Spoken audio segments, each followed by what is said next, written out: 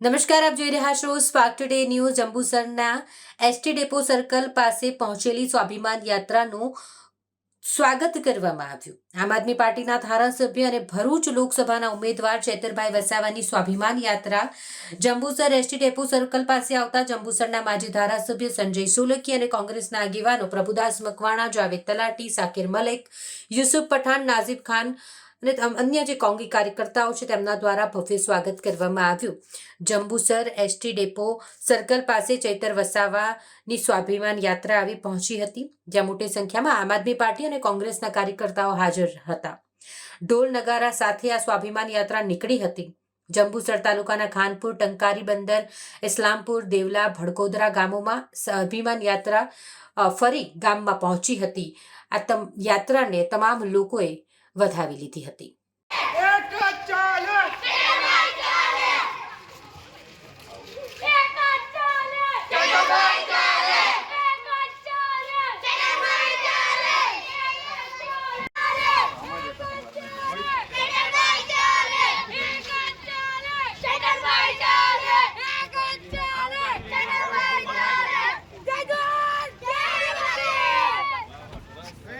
બાવીસ તારીખથી સ્વાભિમાન યાત્રા ભરૂચ લોકસભાના સંસદીય વિસ્તારમાં કાઢી છે.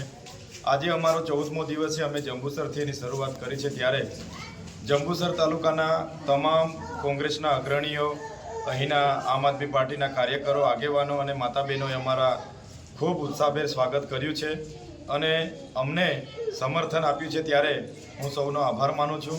અને તમે જોઈ શકો છો, આજે ભરૂચ જિલ્લાના સંસદીય ક્ષેત્રમાં જેટલા પણ ગામોમાં અમે ગયા છે, ત્યાં તમામ આખા ગામો અમારું સ્વાગત કરી રહ્યા છે.